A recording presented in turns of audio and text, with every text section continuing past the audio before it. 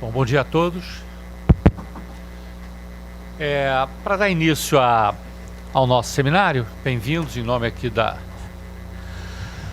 IPGE e do IBRE. Eu preparei uns slides, umas tabelas e gráficos para mostrar a vocês, apenas para começar, para motivar a nossa conversa no início desse seminário.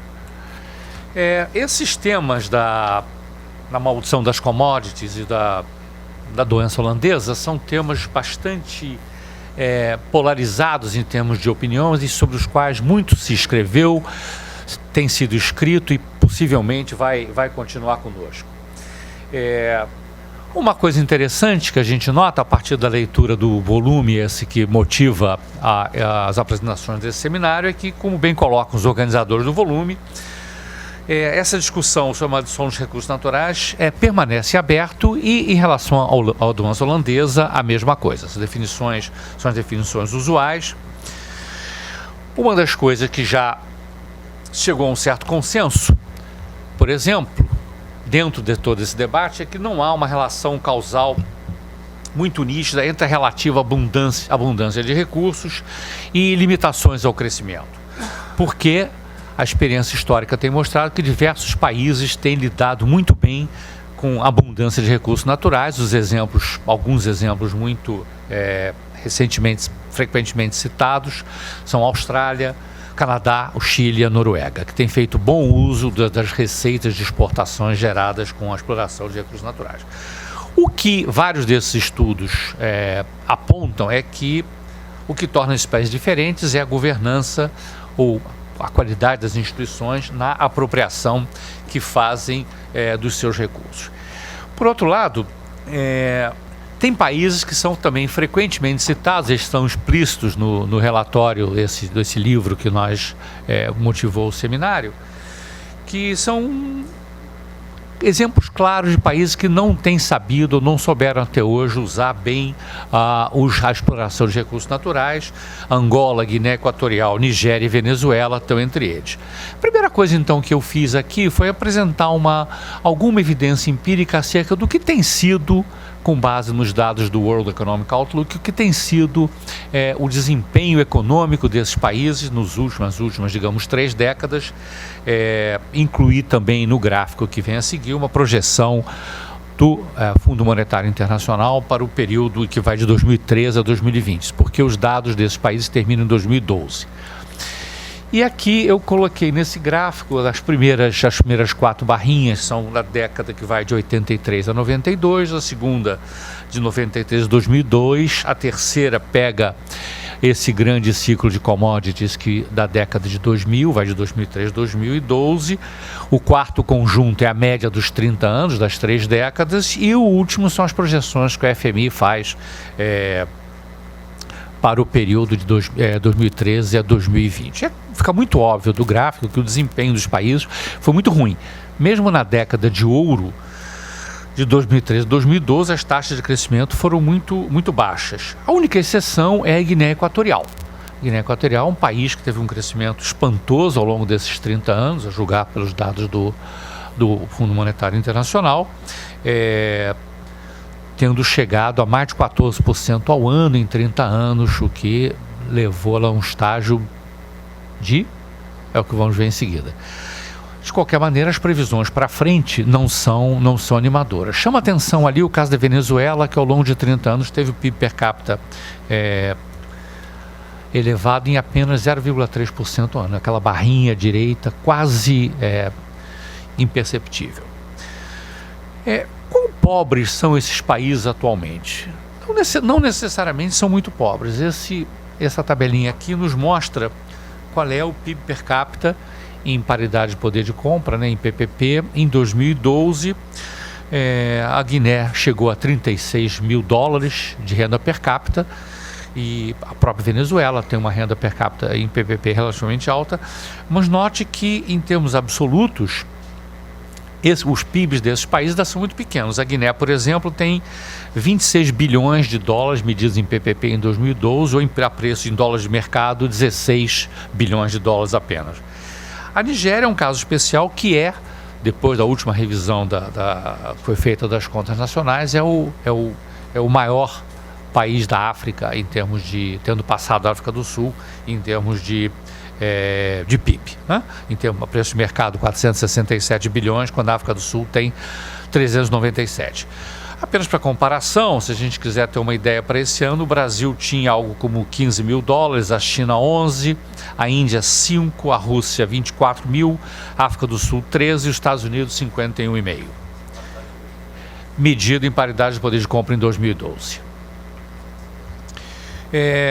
Outra coisa que eu me perguntei, lendo o relatório, o livro, foi que, tá bom, fala-se muito na doença holandesa. A doença holandesa é um termo criado no final da década de 70 para exemplificar o caso da Holanda, que após a descoberta de reservas de gás natural nos anos 60, teve um desempenho manufatureiro devido à valorização do câmbio que não foi exatamente brilhante. E eu digo, bom, passados esses 40, 50 anos, o que aconteceu com a Holanda? Alguém perguntou aos holandeses como é que eles estão depois da doença holandesa? Eu digo, bom, sem a pretensão de apresentar muita novidade aqui e sem ir muito a fundo no crescimento econômico da Holanda, eu recolhi também os dados para mostrar aqui, faço uma comparação da produtividade por hora de um trabalhador na Holanda e nos Estados Unidos, de 1960 até os dias de hoje.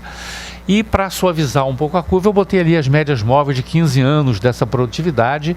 A gente vê muito claramente que a produtividade na Holanda foi bem superior, cresceu a taxas muito mais altas que os Estados Unidos até o começo da década de 80. Isso é mais ou menos esperado. A Holanda vinha, no começo, pelo menos, vinha da recuperação do esforço de guerra, onde é natural que os países...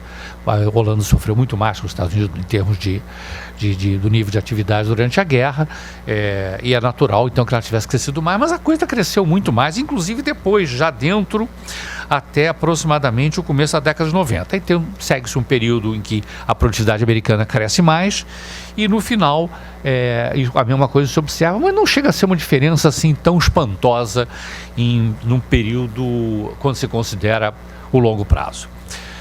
Obviamente, esse processo de crescimento da Holanda teve consequências mais ou menos óbvias sobre a balança comercial. A balança comercial holandesa era praticamente equilibrada até o começo da década de 80. A partir daí, ela dá esse pulo, está medido em dólares correntes, são os dados da Organização Mundial do Comércio, e teve um crescimento realmente espantoso. E a pergunta que naturalmente se coloca é como é que se distribui setorialmente essa melhora no saldo comercial.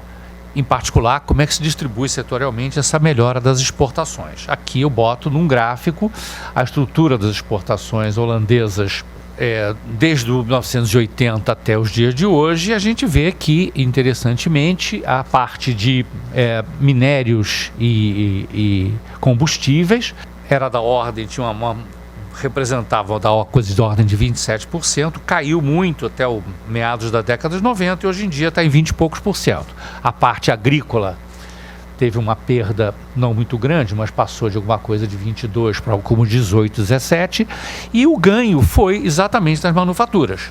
As manufaturas aumentaram, perderam um pouco nos últimos 10 anos, mas aumentaram quase que continuamente sua presença nas exportações holandesas. Então, a doença holandesa, a lição que eu tiro daí pelo menos para a Holanda, não foi tão ruim. Quer dizer, de alguma forma souberam usar, por esses dados, assim, essa visão, assim, a voo de pássaro das estatísticas retiradas do Fundo Monetário Internacional e da Organização Mundial do Comércio. A pergunta que eu considero interessante também para a qual não tem resposta, e eu espero que a gente adiante alguma coisa aqui nesse seminário, o que faz um país que tem uma abundância de recursos naturais e os explora eficientemente, de forma crescentemente eficiente? Eu acho que é o caso do Brasil, de certa forma. O que você faz? Você tenta contrarrestar esse movimento, inibindo as exportações, que são uma consequência natural desse ganho de eficiência dos recursos naturais. Quer dizer, você inibe as exportações pela tributação, é uma proposta que eu já vi colocada em algum lugar. Não sei, será que nós temos flexibilidade suficiente para, por exemplo, se a soja está em alta no comércio nacional, a gente tributa as exportações de soja de maneira a evitar que isso contribua para a sobrevalorização do câmbio pelos saldos da balança comercial? É uma coisa que está em aberto. A produtividade na agropecuária brasileira, por exemplo, tem crescido desde a década de 70, embora esteja ainda num nível muito baixo em termos internacionais. A produtividade da agropecuária tem crescido a uma taxa da ordem de 4% ao ano, ininterruptamente, claro, com exceções de as quebras de safra, com uma taxa da ordem de 4%, que é muito alta. Ainda é baixa em termos internacionais, mas é um crescimento espantoso e todos nós sabemos dos casos de sucesso que tem acontecido nesse setor. A mesma coisa, a indústria extrativa mineral também tem tido um crescimento de produtividade bastante expressivo. Mas na indústria de transformação, e obviamente tanto no caso da agropecuária como da extrativa mineral, esses ganhos de produtividade se traduzem em competitividade, independentemente qual seja a taxa de câmbio. Ou melhor, eles ajudam, né? A taxa de câmbio evidentemente pode prejudicar a competitividade, mas a produtividade trabalha nesse sentido. Mas na indústria de transformação, que é o nosso setor mais protegido, né? A tendência da produtividade no longo prazo não chega a ser brilhante. Isso é um gráfico que eu tirei de um trabalho meu, aperfeiçoado agora por mim e pelo Armando Castelar, num trabalho que estamos fazendo, onde a gente mostra alguns ciclos de crescimento da produtividade no Brasil, especialmente depois de 97, isso aqui está tudo medido em dólares de 2000, né, produtividade por trabalhador, aí não é por homem-hora, é por trabalhador. A produtividade tem apresentado uma tendência que não é muito favorável. A gente já pode adiantar que em 2014, depois daquele pequeno aumentozinho em 2013, a produtividade caiu mais uma vez, mostrando que estamos assim numa sequência de 17, 18 anos de queda da produtividade na indústria de transformação. Em que medida isso aí está traduzido na nossa perda de competitividade manufatureira é uma questão também que eu deixo em aberto. E para terminar, queria só reafirmar que eu disse no começo, que as questões que nós vamos ver debatidas aqui levantam algumas dúvidas ainda, e tenho certeza que muito debate. As experiências nacionais, a julgar pelo que nós lemos no relatório, são muito ricas, mas têm que ser temperadas, por assim dizer, pela institucionalidade, pelas condições de governança de cada país. E o caso do pré-sal do Brasil é outro caso que eu imagino que vai ser comentado aqui em algum momento, supondo que a exploração venha a ser bem sucedida, depois de todas as dificuldades e mudanças do marco regulatório do petróleo que nós temos tido. O que fazer? Quer dizer, tendo em vista todas as ameaças, entre aspas, que vêm do uso crescente das energias não renováveis, e de outras formas de exploração. É com essas indagações, que são angústias minhas, que eu deixo vocês e passo a palavra então ao Luiz. Obrigado. Obrigado, Regis, pela excelente abertura e introdução. Bom dia a todos. Agradeço imensamente à Fundação Getúlio Vargas pela convite para nós estarmos lançando esse livro, Produção de Commodities e Desenvolvimento Econômico, aqui nesse seminário. Agradeço também aos debatedores que aceitaram gentilmente o convite para estar aqui presente e enriquecer esse debate. Como o Regis bem levantou, essa é uma questão muito importante para o nosso país. Existe um sem número de perspectivas históricas que podem iluminar esse debate e, por outro lado, nenhuma das perspectivas históricas se aplica especificamente ao nosso país, porque é o nosso país, tem uma outra história, tem um outro momento, tem uma outra situação que evidentemente não necessariamente faz o reflexo imediato dessas perspectivas históricas.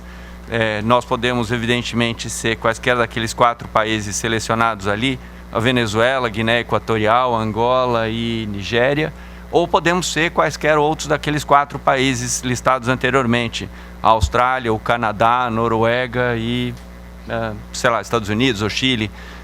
Todos países com, evidentemente, abundância de recursos naturais e com desenvolvimentos diferentes e evidentemente, o recurso natural em si, ele não é o único determinante, senão todos teriam sido levados para a mesma trajetória, o que não foi o caso. Eu estou na Vale desde 2009, eu sou um acadêmico de origem, e nesse sentido, acho que é importante frisar uma dimensão importante para a Vale e como essa perspectiva se estabelece para a Vale. Em 2009, a Vale criou, e que foi que me levou lá, um Instituto Tecnológico, chamado então Instituto Tecnológico Vale, que é uma instituição, eu diria, de bastante sucesso para desenvolver P&D nos moldes, talvez, do que desenvolveu o Bell Labs, mas modificado para o século XXI, e dado a permanência da iniciativa, mesmo nesses momentos atuais, onde o preço, sobretudo de minério de ferro, mas de demais commodities, está depreciado, eu acho que é uma dentre várias indicações do sucesso da iniciativa. É essa iniciativa, esse Instituto Tecnológico Vale, que nos permite, por exemplo, participar desse debate daqui, da condução dessa discussão, que, de novo, para uma empresa que está no fulcro desse processo, é um debate central, um debate fundamental a ser conduzido. Eu tenho que agradecer aqui não só ao professor Rubens Penha Cisne, que de novo foi um interlocutor decisivo para nós estarmos tendo esse seminário aqui hoje, mas também ao meu colega Sandoval Carneiro Júnior, que igualmente nos apoiou imensamente, nos permitiu chegar até aqui. Com isso, eu agradeço a presença de todos e convido os dois debatedores, Fernando Sarti e Cláudio Fristac, além do Armando Castelar, para a próxima mesa que vai ser moderada por mim.